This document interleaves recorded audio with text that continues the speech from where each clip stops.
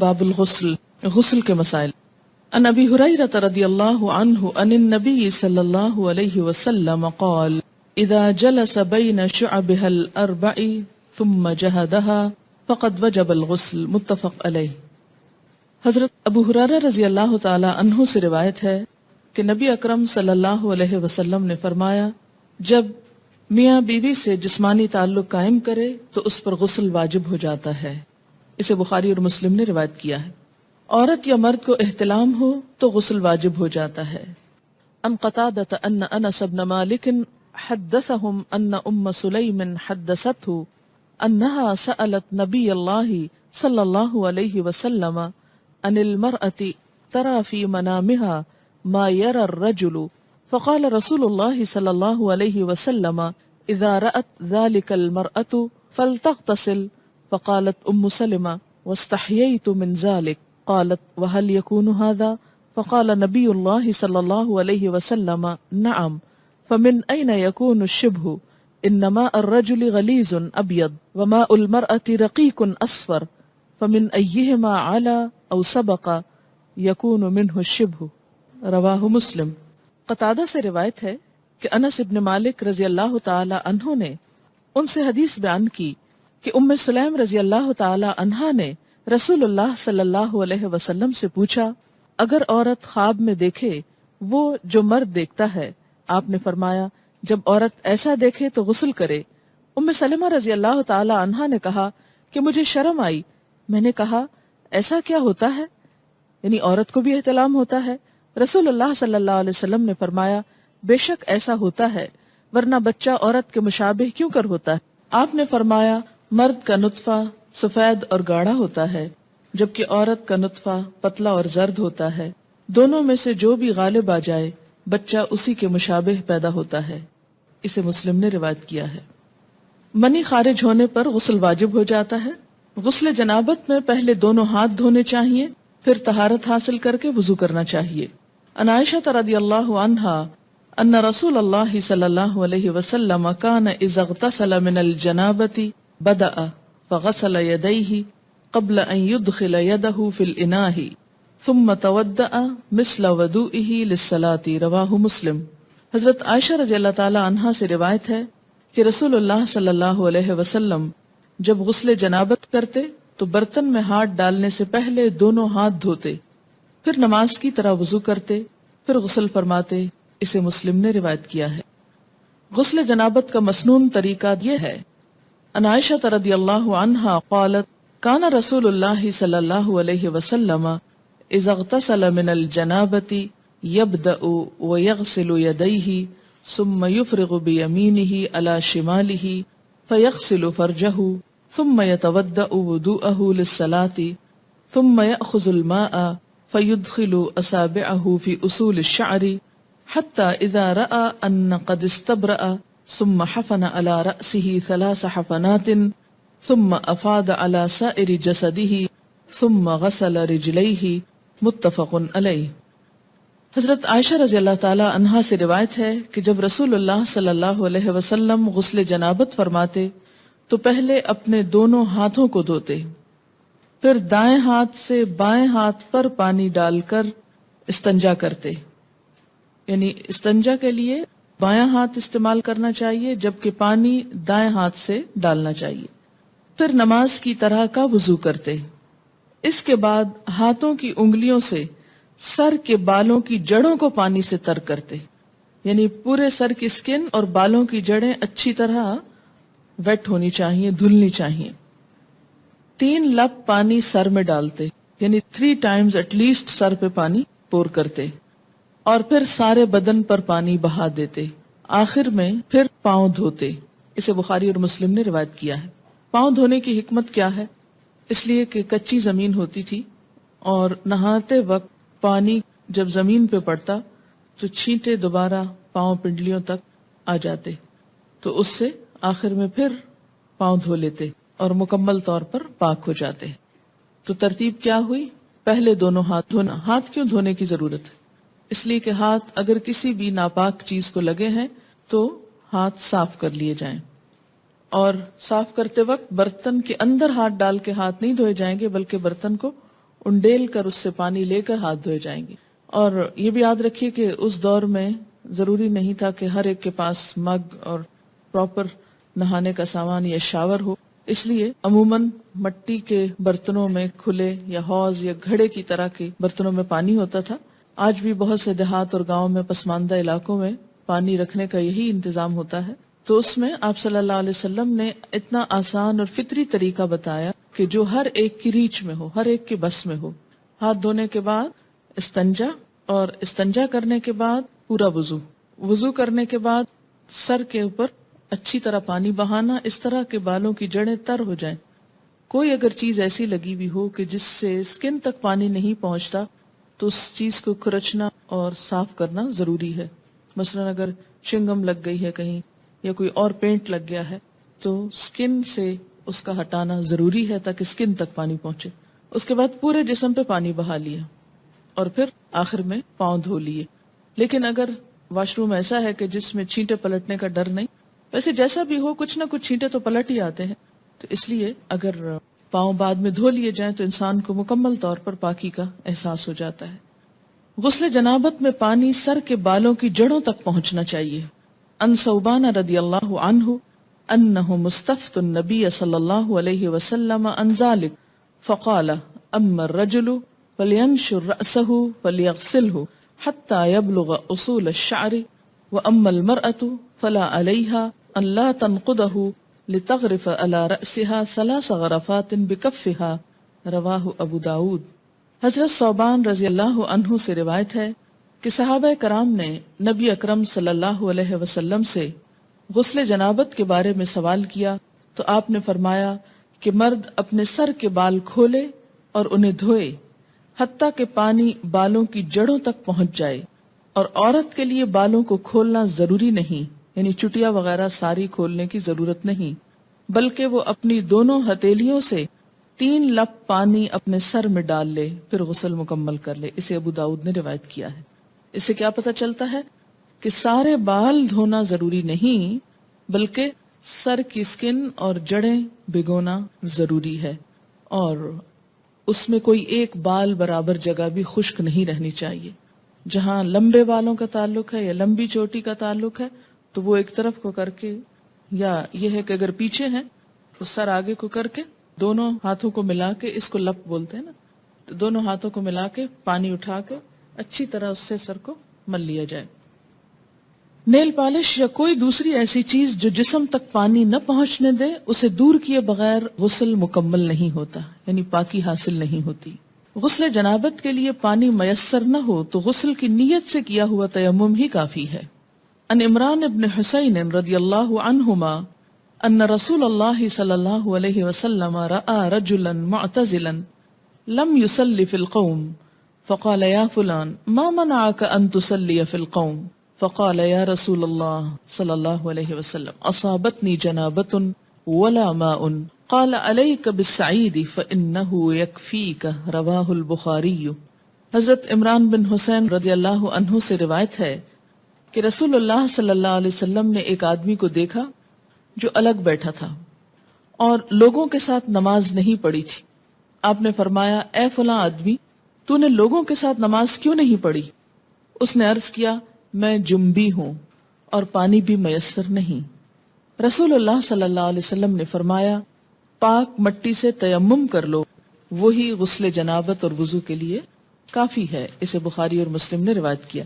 اسی طرح بسا اوقات پیریڈز میں جب نہانا واجب ہوتا ہے پاک ہونے کے بعد اور انسان بخار کی شدید کیفیت میں مثلا نہا نہیں سکتا یا کسی اور ایسی تکلیف یا بیماری میں ہے تو اس میں بھی صرف تیمم کافی ہے، اور وہ تیمم 2 دفعہ کرنے کی ضرورت نہیں.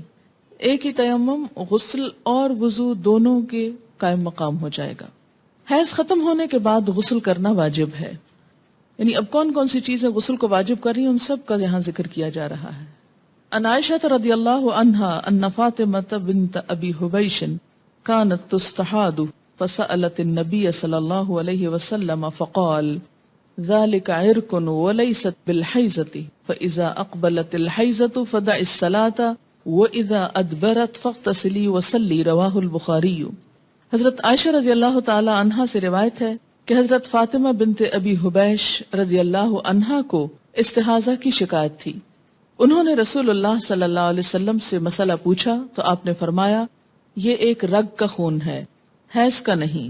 جب حیض شروع ہو تو نماز چھوڑ دو، جب ختم ہو جائے تو غسل کر کے نماز شروع کر دو. اسے بخاری نے روایت کیا ہے. تو استحاضہ کا جو سورس ہے وہ حیض کے سورس سے مختلف ہے. استحاضہ ایسی جیسے جسم کے کسی بھی اور حصے سے خون نکلنا. استحاضہ کی مریض خاتون کو حسب عادت حیض کے ایام شمار کر کے غسل کرنا چاہیے. عن عائشہ رضی اللہ عنہا زوج النبی صلی اللہ علیہ وسلم قالت ان ام حبیبۃ رضی اللہ عنہا بنت جحش التي كانت تحت عبد الرحمن بن عوف رضی اللہ عنہ شکت الى رسول اللہ صلی اللہ علیہ وسلم الدم فقال لها امكثي قدر ما كانت تحبسك حیدتك ثم اغتسلی فكانت تغتسل عند كل صلاة. رواہ مسلم. نبی اکرم صلی اللہ علیہ وسلم کی زوجہ محترمہ حضرت عائشہ رضی اللہ عنہا کہتی ہیں کہ عبد الرحمن بن عوف رضی اللہ عنہ کی بیوی حضرت ام حبیبہ رضی اللہ عنہا رسول اللہ صلی اللہ علیہ وسلم کی خدمت میں حاضر ہوئی اور استحاضہ کی شکایت کی. رسول اللہ صلی اللہ علیہ وسلم نے ارشاد فرمایا حسب عادت ایام حیض میں نماز نہ پڑھو، پھر ایام حیض ختم ہونے پر غسل کر لو. چنانچہ ام حبیبہ رضی اللہ عنہا ہر نماز کے لیے غسل کیا کرتی تھیں. اسے مسلم نے روایت کیا ہے. نماز سے مراد جب دوبارہ حیض سے پاک ہو کر نماز شروع ہونے کا وقت ہوتا تھا اس کے لیے. اس کا یہ مطلب نہیں ہے کہ ہر نماز کے ٹائم پہ غسل کرتی تھی. غسل حیض کا طریقہ یہ ہے. عن عائشہ رضی اللہ عنہا ان اسماء سألت النبی صلی اللہ علیہ وسلم عن غسل المحیض فقال تأخذ احداکن ماءها وسدرتها فتطهر فتحسن الطهور ثم تصب على رأسها فتدلكه دلكا شديدا حتى يبلغ شؤون رأسها ثم تصب عليه الماء ثم تأخذ فرصة ممسكة فتطهر بها. فقالت اسماء وكيف أتطهر؟ فقال سبحان الله تطهرين بها. فقالت عائشة رضي الله عنها كأنها تخفي ذلك تتبعين أثر الدم. وسألته عن غسل الجنابة فقال تأخذ ماء فتطهر فتحسن الطهور أو تبلغ الطهور ثم تصب على رأسها فتدلكه حتى تبلغ شؤون رأسها ثم تفيض عليها الماء. فقالت عائشة نعم النساء نساء الأنصار لم يكن يمنعهن الحياء أن يتفقهن في الدين. رواہ مسلم. حضرت عائشہ رضی اللہ عنہا سے روایت ہے کہ حضرت اسماء رضی اللہ تعالی عنہا نے نبی اکرم صلی اللہ علیہ وسلم سے غسل حیض کے بارے میں سوال کیا کہ کیسے نہانا چاہیے اس کے بعد. تو آپ نے فرمایا پہلے پانی میں بیری کے پتے ڈال کر اچھی طرح حیض کے خون سے پاکی حاصل کر لو. یہ بیری کے پتوں کی ضرورت اس لیے کہ اس دور میں صابن کی ایسی صورت اور قسمیں موجود نہ تھی. مراد جس سے یہ کہ اچھی طرح صفائی حاصل کرنے کے لیے کہ سب میل کچیل دور ہو جائے اس پانی سے نہاؤ. اب دیکھیے کہ مردے کو نہلانے کے لیے بھی بیری کے پتے ڈال کر پانی کو بوائل کیا جاتا ہے اور اس سے نہلایا جاتا ہے. اور اس میں بھی ایک اب تو صابن استعمال کر لیا جاتا ہے لیکن دیہاتوں وغیرہ میں اب بھی لوگ اسی پانی سے نہلاتے ہیں. تو ایک طرح سے جراثیم کش محلول بن جاتا ہے اور ہر قسم کی نجاست کو جسم سے دھو ڈالتا ہے. اب یوں سمجھے کہ لیکوڈ سوپ کی طرح کا ہے. پھر سر پہ پانی ڈالو. یہ مراد اس سے یہ ہے کہ جہاں جہاں نجاست ہے اچھی طرح جسم کو مل کے دھو لو. پھر سر پہ پانی ڈالو اور خوب اچھی طرح ملو تاکہ پانی بالوں کی جڑوں تک پہنچ جائے. پھر سارے بدن پر پانی بہاؤ. پھر خوشبو لگی ہوئی روئی کا پھاہا لے کر اس سے پاکی حاصل کرو. یعنی جسم سے ساری اسمیل دور کرنے کے لیے کیا کرو؟ روئی کو خوشبو لگا کر اسے جسم پر لگاؤ تاکہ خون کی ساری نجاست کا اثر اور اسمیل اور گندگی دور ہو جائے. آج کے دور میں بھی اگر ایسا کیا جائے تو بہت اچھا ہے، لیکن صابن وغیرہ بھی خوشبودار جو ہوتا ہے اس سے یہ کام لیا جا سکتا ہے. اس سے آپ اندازہ لگائیں نا کہ اسلام پاکیزگی، طہارت، صفائی ستھرائی اور خصوصاً ایک عورت سے اچھی اسمیل آنے کی طرف کتنا متوجہ کرتا ہے. بہت سے ازدواجی زندگیوں میں جھگڑے محض اس لیے ہوتے ہیں کہ عورتیں اپنی کیئر نہیں کرتی اور خصوصاً جو نجاست سامنے نظر نہیں آتی اس کے بارے میں بہت کیئر لیس ہوتی. تو یہ چیز درست نہیں. اس لیے آپ دیکھیں کہ اللہ کے رسول صلی اللہ علیہ وسلم نے اگرچہ مسئلے میں کتنی حیا ہے لیکن اس کے باوجود اچھی طرح کھول کے بات سمجھائی تاکہ کوئی بھی ابہام نہ رہے. حضرت اسماء رضی اللہ تعالی عنہا نے عرض کیا روئی کے پاہے سے پاکی کس طرح؟ یعنی کاٹن بڈ سے کس طرح؟ آپ صلی اللہ علیہ وسلم نے فرمایا سبحان اللہ، پاکی حاصل کرو. یعنی اب آپ اس سے زیادہ اور کیا ڈیٹیل بتاتے؟ یعنی اٹس انڈرسٹوڈ کہ روئی کے اوپر خوشبو لگا کے جسم کے اس حصے پہ لگاؤ کہ جہاں نجاست کے اثرات رہے ہیں تاکہ وہ سب کچھ دور ہو جائے. حضرت عائشہ رضی اللہ عنہا نے آہستہ سے بتایا کہ حیض کی جگہ پر لگاؤ. پھر حضرت اسماء نے غسل جنابت کا سوال کیا تو آپ صلی اللہ علیہ وسلم نے فرمایا پہلے پانی سے اچھی طرح استنجا کرو، پھر سر پر اچھی طرح پانی ڈال کر ملنا چاہیے تاکہ پانی بالوں کی جڑوں تک پہنچ جائے، پھر پورے بدن پر پانی ڈالو. حضرت عائشہ رضی اللہ تعالی عنہا کہتی ہیں کہ انصار کی عورتیں بھی کیا خوب عورتیں ہیں کہ دین کی باتیں پوچھنے میں شرم محسوس نہیں کرتی. اسے مسلم نے روایت کیا. عورت کے سر کے بالوں کی جڑوں میں چوٹی کھولے بغیر پانی پہنچ سکے تو چوٹی کھولنا ضروری نہیں، لیکن اگر نہ پہنچ سکے تو کھولنا ضروری ہے، کیونکہ بعض ممالک میں خواتین کے بال مثلا افریقن کنٹریز میں آپ نے دیکھا ہوگا اتنے تھک ہوتے ہیں کہ آسانی سے انگلی ان میں سے نہیں گزرتی، اور بعض چوٹیاں اس طرح جیسے ہمارے ہاں فرنٹیئر کے علاقے میں اتنی باریک باریک بالوں سے بنائی بھی ہوتی ہیں اور ان کو آپس میں پھر ان کے ڈیزائن بنے ہوئے ہوتے ہیں، اور بعض اوقات وہ اس طرح چپکا بھی دی جاتی ہیں کہ جس سے سکن تک پانی ڈائریکٹ نہیں پہنچ سکتا. تو ایسی صورت میں پھر ان مینڈیوں کو کھول دینا چاہیے. ان ام سلمہ رضی اللہ عنہا قالت قلت یا رسول اللہ صلی اللہ علیہ وسلم ان امرأة اشد ظفر رأسی افانقضه لغسل الجنابہ قال لا انما يكفيك ان تحسي على رأسك 3 حسيات ثم تفيدين عليك الماء فتطهرين رواہ مسلم. ام سلمہ رضی اللہ عنہا کہتی ہیں کہ میں نے عرض کیا یا رسول اللہ صلی اللہ علیہ وسلم میں اپنے سر پر چوٹی باندھتی ہوں، کیا غسل جنابت کے لیے کھول دیا کروں؟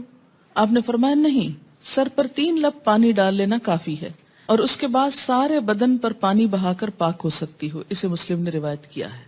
ان عائشہ رضی اللہ عنہا ان النبی صلی اللہ علیہ وسلم قال لها وكانت حائضا انقضی شعرکی واغتسلی رواہ ابن ماجہ. حضرت عائشہ رضی اللہ تعالی عنہا سے روایت ہے کہ جب وہ غسل حیض کرنے لگیں تو آپ صلی اللہ علیہ وسلم نے فرمایا اپنے بال کھول لو اور غسل کرو. اسے ابن ماجہ نے روایت کیا. ینگ تھی، ان کے بال ہو سکتا بہت تھک ہو. حضرت ام سلمہ ایجڈ تھی، 4 بچوں کی ماں تھی، بال ایک ایک بچے کے بعد جھڑتے گئے اور ہلکے ہو گئے، اس لیے ان کے لیے کافی تھا کہ وہ پانی ڈال لیں. لیکن حضرت عائشہ کو آپ نے کچھ اور بتایا اس لیے کہ ان کے بال تھک ہوں گے. اگر کوئی آپ کو یہ آ کے کہے اور لوگ کہیں گے کہ دیکھیں کتنی کنٹراڈکشن ہے حدیث میں، ایک حدیث میں لکھا یہ کر لو اور ایک میں لکھا وہ کر لو، لیکن دونوں مختلف مواقع پر 2 فتوے کیوں دیے گئے؟ اس لیے کہ دونوں کے حالات مختلف ہیں. اب ہر شخص اپنے آپ کو دیکھے کہ وہ کہاں فٹ ہوتا ہے. اگر آپ کے بال اس نوعیت کے ہیں کہ پانی اندر آسانی سے چلا جاتا ہے، ہلکے ہو چکے ہیں، پڑھ پڑھ کے اڑ گئے ہیں تو اس میں کیا ہے، آپ کے لیے آسانی ہو گئی. لیکن اگر ابھی تک آپ ینگ ہیں، ماشاءاللہ خوب بالوں والے ہیں، تو پھر آپ بال کھول کے اچھی طرح سر دھوئیں. غسل حیض یا غسل جنابت یا عام غسل کے دوران کلمہ شہادت پڑھنا یا ایمان کی صفات پڑھنا سنت سے ثابت نہیں. یعنی غسل اور طہارت کا تعلق پراپر طریقے سے ہے کہ پانی پورے جسم کو پہنچ جائے اور کوئی جگہ خشک نہ رہے. زبان سے کچھ بھی پڑھنے کی ضرورت نہیں. جمعے کے روز غسل کرنا مسنون ہے، پسندیدہ ہے. ان ابن عمر رضی اللہ عنہما قال قال رسول اللہ صلی اللہ علیہ وسلم اذا جاء احدکم الجمعۃ فلیغتسل متفق علیہ. حضرت عبداللہ بن عمر رضی اللہ عنہما کہتے ہیں کہ رسول اللہ صلی اللہ علیہ وسلم نے فرمایا جب کوئی نماز جمعہ کے لیے آئے تو غسل کر کے آئے. اسے بخاری اور مسلم نے روایت کیا ہے کیونکہ ایک بڑی گیدرنگ ہوتی تھی اور اس میں لوگوں کو ایک تکلیف ہوتی تھی پسینے وغیرہ کی بو سے جب تک کہ دوسرے صاف ستھرے ہو کر نہ. ابتدا میں آپ صلی اللہ علیہ وسلم نے اس کو لازم کر دیا، لیکن بعد میں جب لوگ عادی ہو گئے تو پھر اس کے بعد اتنی سختی نہیں کی جاتی تھی. میت کو غسل دینے کے بعد غسل کرنا مستحب ہے، لازم نہیں، فرض نہیں، پسندیدہ ہے. مسنون جو ہے اس کا درجہ مستحب سے زیادہ ہے. ان ابی ہریرہ رضی اللہ عنہ قال قال النبی صلی اللہ علیہ وسلم من غسلہ الغسل ومن حملہ الوضوء رواہ الترمذی. حضرت ابو ہریرہ رضی اللہ تعالیٰ عنہ فرماتے ہیں کہ نبی صلی اللہ علیہ وسلم نے فرمایا میت کو غسل دینے کے بعد غسل ہے اور میت اٹھانے کے بعد وضو ہے. اسے ترمذی نے روایت کیا ہے. غیر مسلم اسلام قبول کرے تو اس پر غسل کرنا واجب ہے. اب ایک اور ٹرم آ گئی. ان قیس بن عاصم رضی اللہ عنہ انہ اسلم فامرہ النبی صلی اللہ علیہ وسلم ان یغتسل بماء وسدر رواہ احمد و ابو داود والنسائی والترمذی. حضرت قیس بن عاصم رضی اللہ عنہ کہتے ہیں کہ جب وہ اسلام لائے تو نبی اکرم صلی اللہ علیہ وسلم نے انہیں پانی اور بیری کے پتوں سے غسل کرنے کا حکم دیا. اسے احمد، ابو داؤد، نسائی، ترمذی نے روایت کیا. کیوں؟ اس لیے کہ اس کے بعد مثلاً ایک شخص دن کے 10 بجے کلمہ پڑھتا ہے، چند گھنٹے 2-3 گھنٹے کے بعد ظہر کی اذان ہو جاتی. اب اس کے لیے کیا لازم ہے کہ وہ نماز پڑھے. نماز نہیں ہوتی جب تک کہ انسان صحیح طور پر پاک نہ ہو. پاک ہونے کے لیے غسل ضروری ہے. اس لیے مسلمان ہونے پر غسل لازم ہے تاکہ عبادات صحیح طور پر ادا ہو سکے. غسل کے لیے پردے کا اہتمام کرنا ضروری ہے. ان یعلى بن امیہ رضی اللہ عنہ ان رسول اللہ صلی اللہ علیہ وسلم رأى رجلا يغتسل بالبراز فصعد المنبر فحمد الله واثنى عليه وقال ان الله عز وجل حليم حي ستير يحب الحياء والستر فاذا اغتسل احدكم فليستتر. رواه ابو داود والنسائی. حضرت یعلا بن امیہ رضی اللہ عنہ سے روایت ہے کہ رسول اللہ صلی اللہ علیہ وسلم نے ایک شخص کو کھلے میدان میں برہنہ نہاتے دیکھا تو آپ صلی اللہ علیہ وسلم ممبر پر تشریف لائے، اللہ کی حمد و ثنا کی اور فرمایا اللہ عز و جل بڑا حوصلے والا اور شرم والا ہے، حجاب اور حیا کو پسند فرماتا ہے، لہذا جو کوئی غسل کرنا چاہے پردہ کر کے غسل کرے. اسے ابو داؤد اور نسائی نے روایت کیا ہے. اسی لیے اجتماعی حمام جس میں بہت سارے لوگ مل جل کر نہائیں یا سوئمنگ کریں یا پھر کسی بھی سی سائڈ پر بکنیز پہن کر اچھل کود کریں تو یہ درست نہیں. عورت کے لیے کسی دوسری عورت کو اور مرد کے لیے کسی دوسرے مرد کو غسل کرتے ہوئے دیکھنا منع ہے. عن ابی سعید الخدری رضی اللہ عنہ قال ان رسول اللہ صلی اللہ علیہ وسلم قال لا تنظر المرأة الى عورة المرأة ولا ينظر الرجل الى عورة الرجل. رواہ ابن ماجہ. حضرت ابو سعید خدری رضی اللہ عنہ کہتے ہیں کہ رسول اکرم صلی اللہ علیہ وسلم نے فرمایا کوئی عورت کسی دوسری عورت کا سطر نہ دیکھے، کوئی مرد کسی دوسرے مرد کا سطر نہ دیکھے. اسے ابن ماجہ نے روایت کیا ہے. غسل یا وضو کرتے ہوئے پانی کے استعمال میں احتیاط کرنی چاہیے. ان انس رضی اللہ عنہ قال کان رسول اللہ صلی اللہ علیہ وسلم یتودأ بالمد ویغتسل بالصاع الى 5 امداد. متفق علیہ. حضرت انس رضی اللہ عنہ فرماتے ہیں کہ رسول اللہ صلی اللہ علیہ وسلم وضو کے لیے 1 مد پانی نصف لیٹر سے کچھ زیادہ، ½ لیٹر سے تھوڑا سا زیادہ، اور غسل کے لیے 1 سا پانی تقریباً 1 لیٹر سے 5 مد پانی تقریباً 3 لیٹر تک استعمال کرتے تھے. اسے بخاری اور مسلم نے روایت کیا ہے. جی ہاں، ہم تو بالٹیاں اور ٹب بہا دیتے ہیں، ٹینک خالی کر دیتے ہیں، ٹینکرز منگواتے ہیں. دیکھیے آپ صلی اللہ علیہ وسلم سے ایک شخص نے یہی بات کہی تو آپ نے فرمایا خواہ تم دریا کے کنارے ہو پھر بھی ضرورت کا استعمال کرو. آج آپ دیکھیں کہ کس قدر یہ پرابلمز ہو رہے ہیں وسائل ریسورسز کے مس یوز کرنے کی وجہ سے، جتنی پولوشن ہو رہی ہے اور جتنا نقصان ہو رہا ہے. اس میں ضرور کوئی حکمت ہے. چلیے ہم اگر اتنا نہیں تو ایٹ لیسٹ کچھ تو بچت کر سکتے ہیں، کوشش کرنے پر ہو بھی سکتا ہے. ایسا ہے کہ ہمارے ہاں عادت کیا ہے کہ آپ ٹوتھ پیسٹ لگاؤ، برش کو آہستہ آہستہ ٹیپ کھول دو، وہ کھلی رہے، آپ برش کرتے رہیں، شیشہ دیکھتے رہیں، ادھر ادھر دیکھتے رہو، کھلی ہے. تسلی کیا ہے کہ اب جب ایک دم ضرورت پڑے گی تو کھولنی نہیں پڑے گی. اچھا اسی طرح اگر آپ نے چولہا جلا دیا ہے ایک دفعہ تو کھلا رہے، گیس جلتی رہے، دوبارہ پھر ایک تیلی ضائع ہوگی. یا یہ کہ اب کون ماچس کھولے اور اس میں سے لائٹر آن کرے، پریس کرے اور اس میں اٹھائے اور لگائے. تو بہتر ہے کھلا رہے، جتنی دیر 2 4 5 گھنٹے کچن میں کام ہو رہا ہے بس جل رہی ہے گیس. تو یہ سب چیزیں اسراف میں آ جاتی ہیں. ایسا کرنا جو ہے وہ دوسرے انسانوں کے حق کو مارنا ہے. پھر اسی طرح باتھ روم میں کوئی نہیں، بس بجلی جلتی رہے، اس لیے کہ پھر کبھی جانا پڑا تو پھر کون بٹن آن کرے گا. تو اس سے آپ دیکھیں کہ بے وجہ ایک تو بل پے کرتے ہیں آپ، دوسری بات یہ ہے کہ ریسورسز ضائع ہوتے ہیں. ہمارے ملک میں پہلے ہی بجلی کی کمی ہے، بہت سے گاؤں دیہات وغیرہ کو بجلی کیوں نہیں مل رہی؟ اس لیے کہ بجلی ہے نہیں.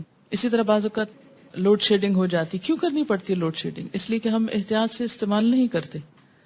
تو ہر چیز اپنی ضرورت اور حد کے اندر ہو تو وہی بہتر ہے. یعنی بخل اور کنجوسی کے لیے بھی نہیں کہا گیا کہ اب اگر ضرورت ہے تو آپ لائٹ نہیں جلائیں کہ بجلی کا بل دینا پڑے گا، یا یہ ہے کہ یہ ضائع ہو رہی ہے. نہیں، ضرورت اگر تھوڑی روشنی کی تھوڑی، زیادہ تو زیادہ، اس سے زیادہ کی ضرورت ہے اس سے زیادہ، لیکن ضرورت ہو. مگر بلا ضرورت بے وجہ صرف شان و شوکت کی نمائش کے لیے اور دکھاوے کے لیے وسائل کو ضائع کرنا یہ اسلامی طریقہ نہیں ہے. مسنون طریقے سے غسل کرنے کے بعد وضو کی ضرورت باقی نہیں رہتی.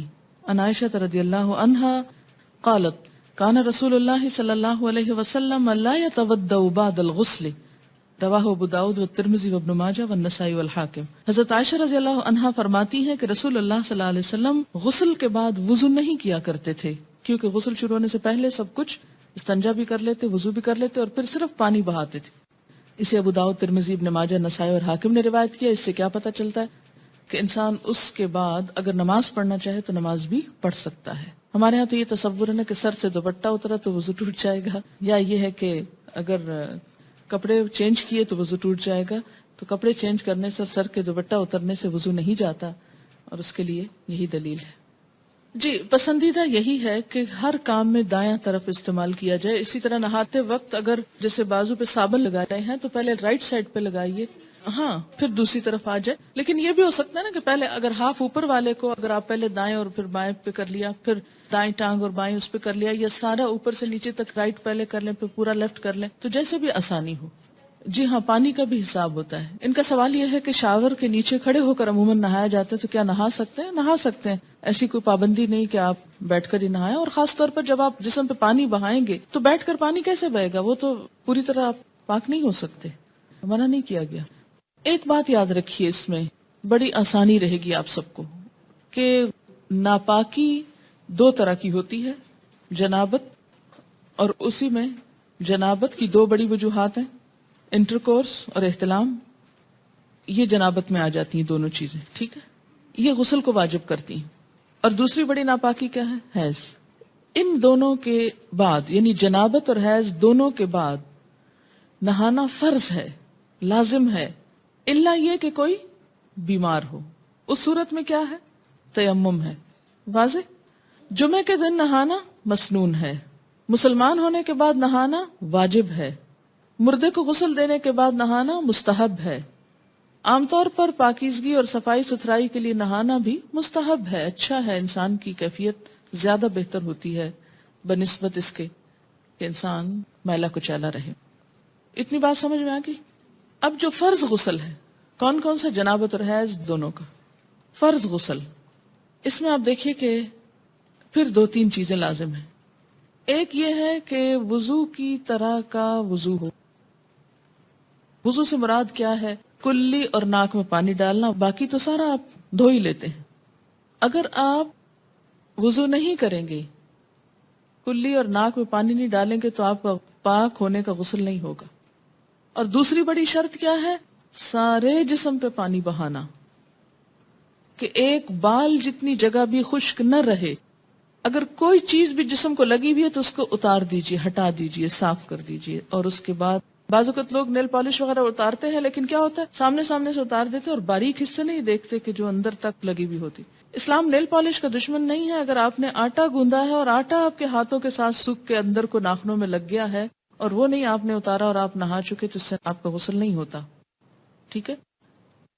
کلی اور ناک میں پانی ڈالنا، استنجا کرنا کہ ہر طرح کی نجاست اتر جائے، اور پورے جسم پہ پانی بہانا اس طرح کہ کوئی بال بھی خشک نہ رہے. یہ فرض غسل کے لیے. باقی مسنون غسل میں کیا ہے؟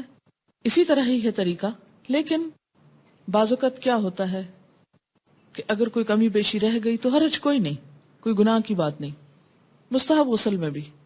اور عام روزمرہ میں اگر آپ سر نہیں دھو رہے، صرف نیچے کا دھڑ جو ہے اس کو دھو رہے ہیں تو بھی کافی ہے. ضروری نہیں کہ ہر دفعہ نہانے میں سر ضرور دھویا جائے. بعض لوگ نہیں دھو سکتے، بعض اوقات پانی کی کمی ہوتی ہے یا کسی اور مسئلے میں انسان سر کو بار بار گیلا نہیں کر سکتا، تو اتنا بھی کافی ہے. جی ہاں، وہ پیر دھونا فرض نہیں ہے. اگر خاص طور پر نجاست لگی ہے تو دھو دے. اور اگر آپ سمجھیں کہ سب ٹھیک ہے، چپل پہنا ہوا ہے اور کوئی چھینٹے ایسے نہیں پڑے، تو اوپر سے جو پانی آ رہا ہے اور وہ پاؤں تک بہ گیا، پاؤں ساتھ ہی دھل گئے اور پاؤں میں چپل ہے، تو کوئی حرج نہیں اگر الگ سے نہ بھی دھوئے جائیں.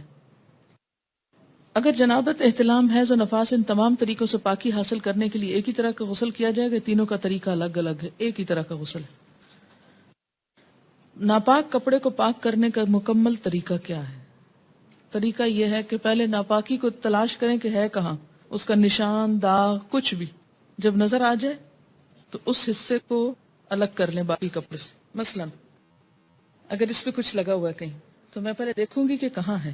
اچھا یہ مل گئے ہیں، چلیے اب اس کو الگ پکڑ لیجئے باقی حصے سے، ٹھیک ہے؟ پھر اس کو آپ ٹیپ کے نیچے کیا کریں، اس حصے کو آپ اچھی طرح مل لیں، رگڑ لیں اس کو.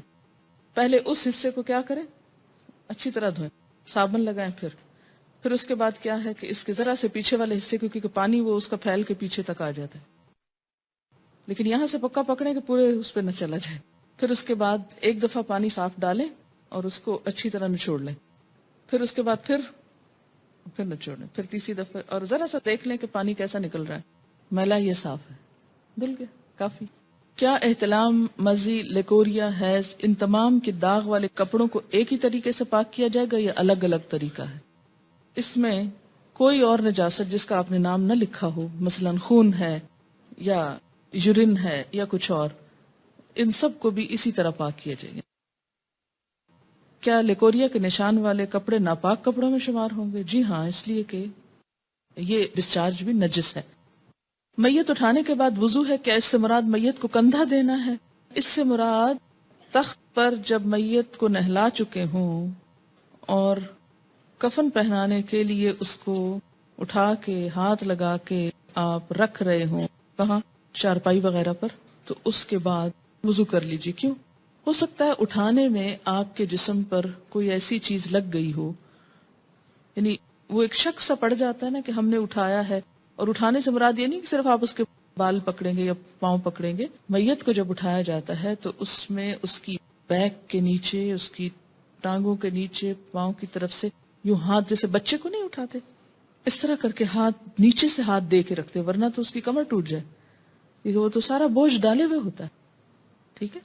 تو جس طرح ایک چھوٹے بچے کو آپ صرف گردن سے پکڑ کے نہیں اٹھاتے، یا گردن اور پاؤں سے پکڑ کے نہیں اٹھاتے، بلکہ کیا کرتے، نیچے سے ہاتھ دیتے. اب آپ دیکھیے کہ جب مردے کو نہلاتے ہیں نا، تو بسا اوقات مردے کے اندر سے مسلسل ڈسچارج ہوتا رہتا ہے، اور وہ ڈسچارج ناپاک ہوتا ہے، پیلا پانی عموماً نکلتا رہتا ہے. بعض اوقات یہ ہوتا ہے کہ موت کی جو شدت ہوتی ہے، سختی ہوتی ہے، اس سے یورین پاس ہو جاتا ہے یا کوئی اور نجاست جسم سے نکل آتی ہے، کیونکہ انسان ایک کشمکش کی حالت میں ہوتا ہے، شدید تکلیف کی حالت میں ہوتا ہے. تو جب جان نکلتی ہے تو وہ ایک خوف، آپ دیکھیں نا کہ جب خصوصاً اگر مردے کے پاس ایسے فرشتے آئے ہوں کہ جو عذاب والے ہوں، تو ان کو دیکھتے ہی خوف زدہ ہو جاتا ہے. تو اس خوف میں، جیسے آپ نے دیکھو کہ بعض بچوں کو مار پڑے تو پیشاب نکل جاتا ہے، ان کا ہوتا ہے نا خوف کی حالت میں. تو اس طرح بسا اوقات کچھ ڈسچارجز ہوتے. بعض اوقات مردہ کسی زخم یا پیٹ کی بیماری میں مبتلا ہوتا ہے، تو نہلانے کے بعد، غسل دینے کے بعد، یا بعض اوقات قتل وغیرہ کا مسئلہ ہوتا ہے، کوئی خون نکل رہا ہوتا ہے، تو نہلا چکنے کے بعد بھی قبر میں لے جانے تک ڈسچارج ہوتا چلا جاتا ہے. It depends. اب جب آپ اس کو اٹھاتے ہیں اس تخت سے اسٹریچر پہ یا اس میت کی جو چارپائی ہے اس پہ ڈالنے کے لیے، تو پھر انسان کے دل میں ذرا تصور میں لائیں کہ آپ نے کسی مردے کو ہاتھ لگایا، اس کے بعد آپ کی فیلنگ کیا ہوگی؟ جیسے آپ کو کچھ لگ گیا، یہ فیلنگ آتی ہے نا. جب آپ مردے کو ہاتھ لگاتے ہیں تو آٹومیٹیکلی ایک نفسیاتی کیفیت ہوتی ہے انسان کی کہ کچھ مجھ کو لگ گیا ہے. کئی لوگ تو ہاتھ ہی نہیں لگاتے کہ شاید مجھے یہ پکڑ ہی نہ لے. تو یہ جو اندر ایک نفسیاتی خلل آتا ہے نا انسان کے، اس کا ازالہ کیا ہے؟ اگر نہلایا تو چھینٹے پڑیں گے اپنے اوپر، تو نہا لیں آپ خود بھی تاکہ دل سے سب خلش دور ہو جائے. اور اگر آپ نے نہلایا نہیں، صرف اٹھانے میں مدد دے کے رکھا ہے، تو آپ وضو کر لیں تاکہ آپ کے اندر کی کیفیت درست ہو جائے اور آپ کی نماز میں دل لگے. یاد رکھیے کہ جو غسل اور وضو کے جتنے بھی مواقع ہیں، یہ سارے اسی لیے ہیں کہ انسان کی نماز میں سکون آئے. عام حالت میں بھی جو وضو کرنے کے لیے کہا جاتا ہے نا، تو آپ دیکھیں کبھی ہم کھا پی رہے ہوتے ہیں، کبھی ہم ہنس رہے ہوتے ہیں، کبھی ہم دنیا میں انوالو ہوتے ہیں. تو پھر جب ہم نماز کے لیے جاتے ہیں تو وضو نماز کی تیاری ہے، اس کے خشوع و خضوع میں ہیلپ کرتا ہے، اس لیے یہ حکم دیا گیا. لیکن اگر کوئی نہیں کرتا وضو تو کوئی گناہ کا کام نہیں ہے. جی نہیں، مردے کا سطر تو نہیں کھولیں گے، لیکن اس کے باوجود جسم سے اگر کچھ رس رہا ہے، بعض بیماریوں میں رستا ہے، بعض حالات میں رستا ہے، کوئی بھی ریزن ہو سکتا، تو کوئی بھی چیز جو مردے کے جسم سے نکل رہی ہے وہ پاک نہیں ہے. ٹھیک ہے نا؟ تو اس کو دھو لینا چاہیے. یہ جو آپ کو دعائیں سکھائی گئی نا صبح شام کی، اس میں ایک دعا آتی ہے نا، اللہم انی اسألک العافیۃ فی الدنیا والآخرہ، اور پھر اللہم استر عوراتی وآمن رواتی. اس دعا کو وہ توجہ سے مانگا کہ اللہم استر عوراتی، اللہ میرے شرم والے حصوں کو، چیزوں کو ڈھانپ دے، میری شرم کی چیز کسی کے سامنے نہ کھلے. اور اسی لیے کہتے ہیں نا کہ جس نے کسی میت کا عیب چھپایا اللہ تعالیٰ اس کا عیب چھپائے گا. میت کا کوئی عیب نظر آئے، عیب سے مراد کیا ہے کہ مثلا نہلایا اور اگر اس کے جسم سے کوئی نجاست نکلتی دیکھی، یا کوئی داغ دیکھا، یا کوئی بھی چیز دیکھی ہے، یا کوئی نقص دیکھا، تو انسان سب کو بتاتا پھرے کہ میں نے فلاں کو نہلایا تھا اور اس کے اندر میں نے یہ دیکھا تھا. نہیں، کبھی نہیں، ہونٹ نہ کھلے. زندہ انسان کے عیب کے لیے بھی نہیں کھلنے چاہیے، اور مردہ کی تو اور احتیاط کرنی چاہیے، کیونکہ زندہ تو کبھی نہ کبھی اپنی صفائی پیش کر دیتا ہے، یا اس کا حال اچھا ہو جاتا ہے تو وہ اس کے بارے میں سوچ لوگوں کی بہتر ہو جاتی. لیکن مرنے والا تو بس پھر اس کا آخری سفر ہے نا، آخری وقت ہے، اس لیے اس کے بارے میں تو کوئی چیز ایسی دیکھی جائے بالکل ذکر نہیں کرنا چاہیے. اسی لیے کہتے ہیں نا کہ گھر والوں کو شریک ہونا چاہیے غسل دیتے وقت، صرف پروفیشنلز پہ نہیں چھوڑ دینا چاہیے. ایک تو وہ صفائی وغیرہ کا صحیح اہتمام نہیں کرتے، دوسرا یہ کہ ان کو اتنی دلچسپی کہاں کہ مردے کو احتیاط سے ہاتھ لگائیں، اور تیسرے یہ ہے کہ کوئی عیب دیکھ لیں تو کیا پتہ کہاں کہاں بتائیں. احترام ہے نا، احترام ہے اس کا بھی. یہ نہیں کہ اگر وہ مر گیا ہے تو اب آپ جیسے چاہیں اس کے ساتھ بدتمیزی سے کام کریں، احترام سے. کیا ڈاکٹر سے اندرونی چیک اپ کے بعد نہانا چاہیے؟ نہیں، اس سے نہانے کی ضرورت نہیں ہے، لیکن وضو کرنا ہوگا. کیا دوران حیض نہانا منع ہے؟ کوئی منع نہیں ہے. ڈیورنگ پیریڈز نہا سکتے ہیں. اٹ ڈپینڈس، بعض لوگوں کو نہانے سے تکلیف ہوتی ہے، بعض کو نہانا زیادہ اچھا رہتا ہے. اپنی اپنی عادت کے مطابق کر لیجیے. عورتوں اور مردوں کے غسل کرنے کے جو فرائض ہیں اس میں کوئی فرق نہیں. اچھا، یہ ان کو مشکل پتہ کیوں پیش آ رہی؟ اس لیے کہ بعض احادیث مکمل ہیں، بعض احادیث میں صرف ایک مسئلہ بیان کیا. تو اسی لیے میں ہمیشہ کہتی ہوں نا کہ جز کو دیکھ کر یہ نہ سمجھے کہ کل اسی کے اندر ہے. کیا ننگے بدن پہ وضو ہو جاتا ہے؟ یہ ابھی میں نے کیا کہا ہے. جنابت میں ایک ہی دن 2 بار غسل کرنا پڑ جائے تو اس کے لیے کیا رخصت ہے کہ صرف نیچے والا حصہ دھو لیا جائے؟ کوئی رخصت نہیں ہے. جب جنابت کی حالت ہو تو نہانا ہوگا نماز کے لیے. استحاضہ کے دوران اگر مسلسل بلیڈنگ ہو رہی ہو تو ہر نماز کے وقت صرف وضو کرنا کافی ہوگا یا سینیٹری ٹاول بھی بدلنا ہوگا؟ کیونکہ پچھلے نجس خون میں نماز نہیں ہو سکتی الا یہ کہ آپ کسی ایسی جگہ پر ہیں کہ جہاں آپ کوئی موقع نہیں پاتے، سفر کی حالت ہے، یہ کوئی ایسی جگہ ہے کہ جہاں بہت مشکل ہے، تو پھر اس میں اللہ تعالیٰ معاف کرنے والا ہے، لیکن عام حالات میں چینج کرنا ہوگا. یہ کسی نے لکھا ہے کہ مسئلہ 105 میں جو حدیث بتائی گئی اس میں تو جینیٹکس کا بنیادی اصول لا آف ڈومیننس بتایا گیا ہے جو 19ویں صدی میں پتہ چلا، جبکہ آپ صلی اللہ علیہ وسلم نے بہت پہلے بتا دیا. یہ جو مسئلہ تھا نا، مرد عورت کے نطفے سے جو بھی غالب آئے بچہ اس کی شکل کا ہوتا ہے. مردے کو نہلانے کے بعد اگر خود نہ نہا سکیں، یعنی کوئی ایسی جگہ نہ ہو جہاں غسل کر سکے، تو کیا صرف وضو کر کے نماز پڑھ سکتے ہیں جبکہ نماز کا وقت ہو جائے، یا نماز قضا کر دیں؟ میں نے بتایا ہے کہ یہ نہانا جو ہے فرض نہیں ہے. نہا لیں تو بہت اچھا ہے، اگر نہیں نہا سکتے تو وضو کر کے نماز پڑھ لیں بس.